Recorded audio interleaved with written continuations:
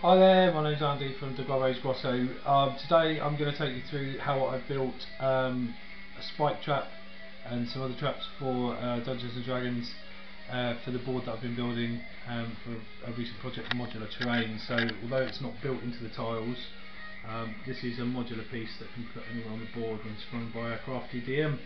So we'll get straight to it. Just going to put the camera down.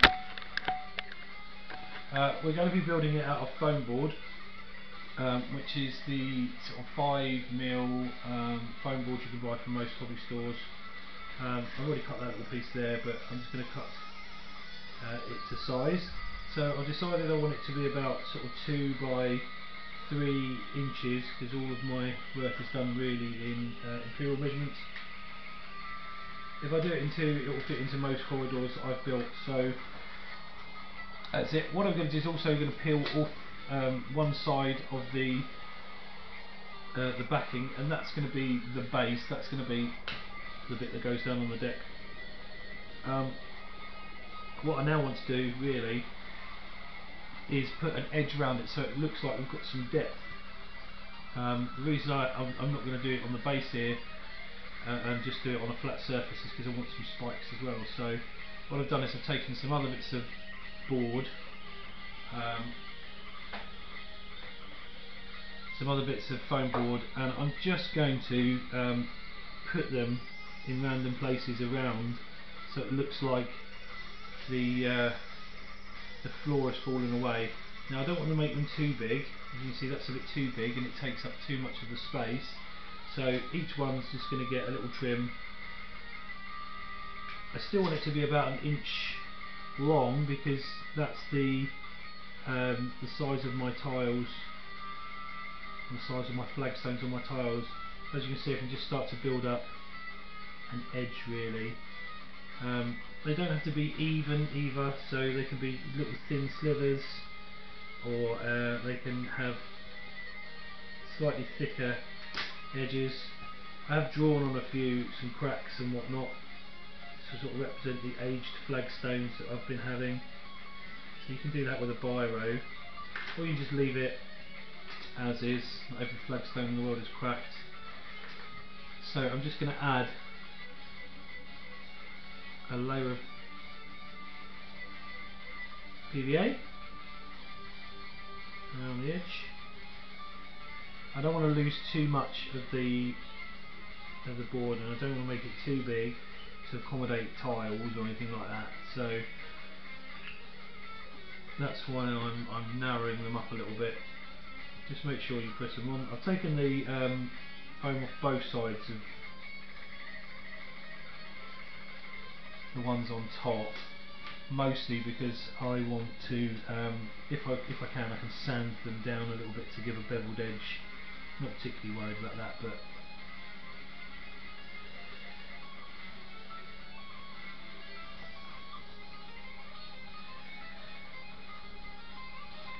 so it's just going to go around. That means I can sand the edges down if I go slightly over. It doesn't need to be particularly neat or even.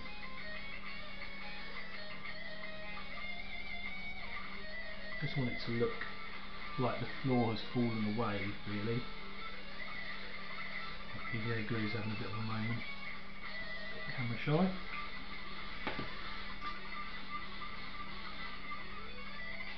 As people know from my previous videos, I don't really mind about being neat and tidy. It's just that can all be rescued in the painting side of it, really. I just want it to look a little bit like an old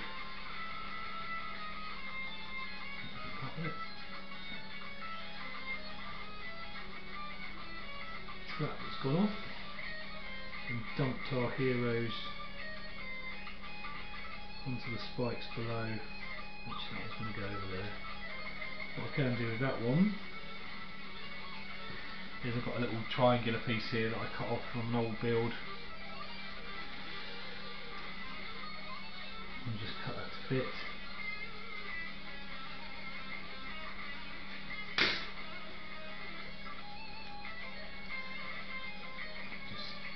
Sorry, I'm on my camera. Just peel off the backing. and that's not going to fit, so I can cut it to fit, can't I? So I can put it to about there.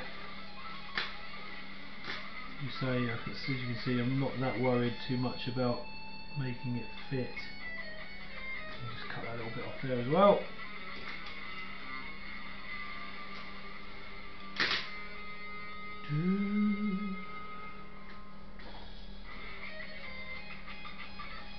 After the last disastrous audio that I had with Guns N' Roses that copyrighted off the audio of my video, I've changed back to Tina S.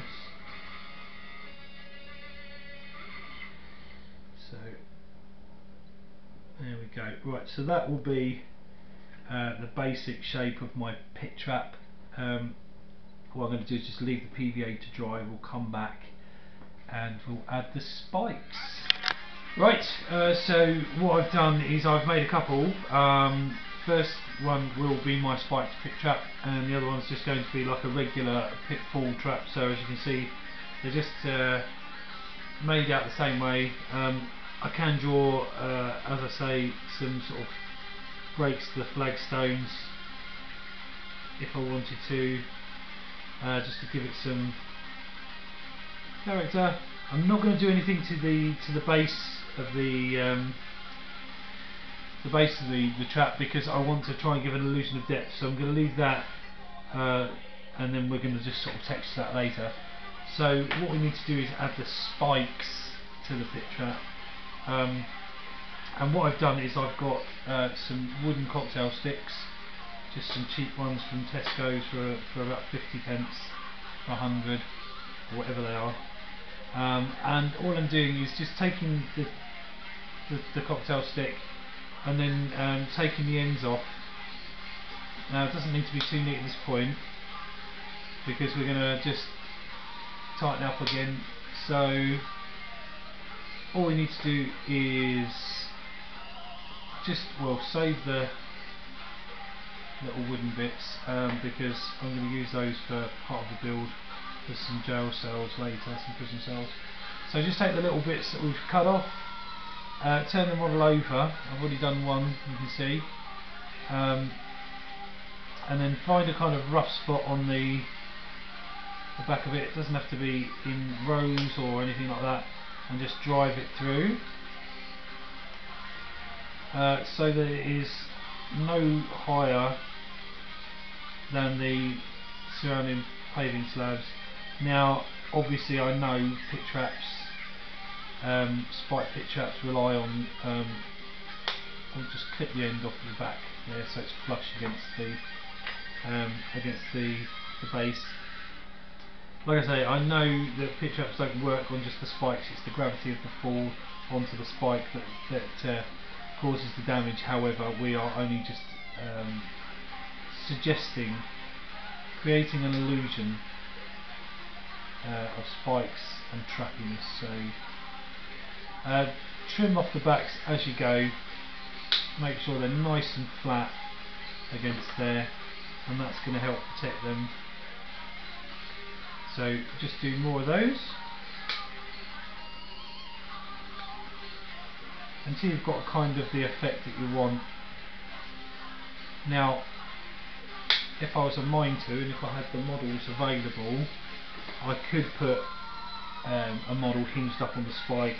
The trouble with that is the depth, trying to create the depth, and that's why I sort of stopped that, and the fact I haven't got a suitable casualty model for it. But I don't want to overcomplicate the model for one, and I think it would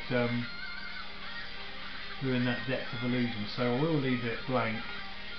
But if you're of a mind to, then why not? Or if you can build up the sides big enough, but I didn't want to have an overly thick trap, if you get what I mean, by using a thicker tile. So I'm just going to carry on doing this. Wait for the glue to dry properly on the sides, that would be the right thing to do. As you can see, that's coming up very nicely now. Hopefully you can see that. So it won't take too many more. I don't want to overload it, make it too complicated. I also want to get some texturing in there as well, so if I put too many spikes I'm not going to be able to get some texture in there.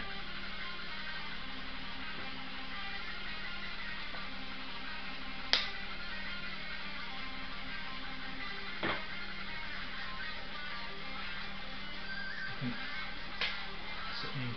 maybe two more.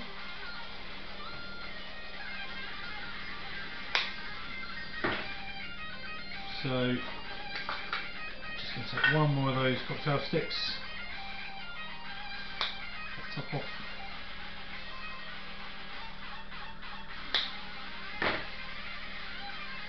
Just do two more.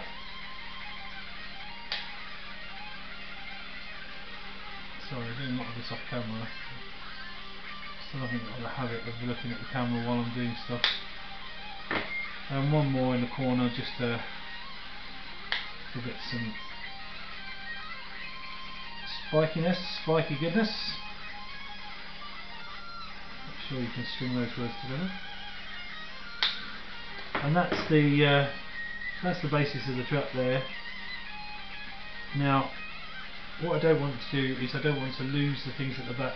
I could glue on the top, but I'm not going to. What I'm going to do instead is I'm going to put some serial card underneath it just to seal it so that the spikes don't come out through the base. That's just a simple bit of serial card. I'm just going to plonk that down on top of there.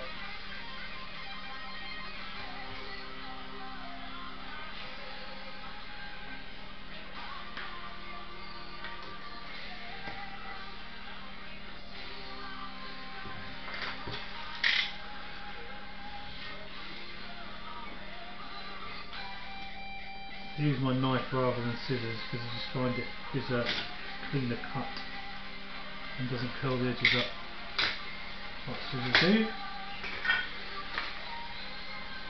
And you could use any kind of glue really to fix this down. I'm just going to use a bit of PVA. So you could use any glue really and sort of put stick upwards. I'm just going to use a little bit of PVA, I'm not going to use too much because I do want it to dry. And all that's going to do is just seal the backs of the spikes down so they don't fall out the bottom of your model. Just a bit more glue on that actually, because I do want it to go to the edges.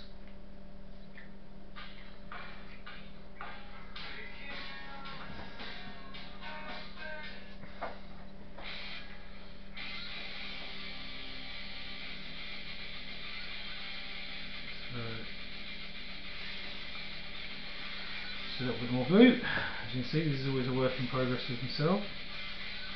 No real plan. There we go. I'm just going to weigh that down with a book to avoid that kind of curling that you get. And just weigh that down with something heavy and leave it to dry. We'll do that in a moment. The last little one that I wanted to show you is a sort of cave-in trap as well. I thought about while I was making the other one. So all I've done is I've got some of the blue foam that I used to make the walls of my dungeon, and I've made the bricks out of the pencil that I do, the usual pencil technique, and just laid them on there, and I'm just going to cover that with some textured paint to give it some the illusion that the ceiling is caved in. So those are the three traps. What I'm going to do now is then, once this is dry, I'm just going to give them a paint up, and I'll show you what they look like. Right, as you can see, I've finished 3 different types of trap for my board. All I've done is just paint them up for you. These are the original. This is the original spike trap. As you can see, I just went for a similar, just sort of grey dry brush type thing that I'd done for the rest of my dungeon. As you can see, it kind of fits in there. Just painted the spikes just a kind of iron break silver, and then just left the bottom of it black to represent some sort of depth. I just used a charcoal black from Humbrol, and this is just a normal sort of pitfall trap, so no spikes in it at all, just to give it some variety. And the last one is a cave-in trap that I did. All I did was use bits and pieces left over, blue foam and sand and texture paint, and just added, I just don't know if you can see it on this camera, just added a little arm underneath there, just to represent an unfortunate player character getting splattered by the falling debris. A little bit of a blood spatter as well. I am so sorry for the camera quality. It's not the best camera. So on the board, as you can see, it just fits over. Yes, it does protrude rather sort of unrealistically, but the idea there is just to give a bit of depth, a little bit of sort of 3D nature to it, really. So it just looks a little bit more interesting on the board, rather than just saying, oh, there's a trap and your character's fallen into it, etc. So we can put Tragar just sort of interacting with the trap. If we were to have that one on there, we could actually have poor old Lenore that's fallen in the trap. So there's all sorts of things we can do with it, and it does look, I think, rather decent on the board. If not totally authentic, it at least gives it some sort of character. You know, and the pitfall as sorry, the cave-in trap as well, looks quite good on the board as well. So nice simple build. Hope you enjoyed it. Oh, you can see the hand a bit more interestingly on the board. Hope you enjoyed the build, and I'm sure I'll come back with some more for you. My name's Andy from the Gobbo's Grotto.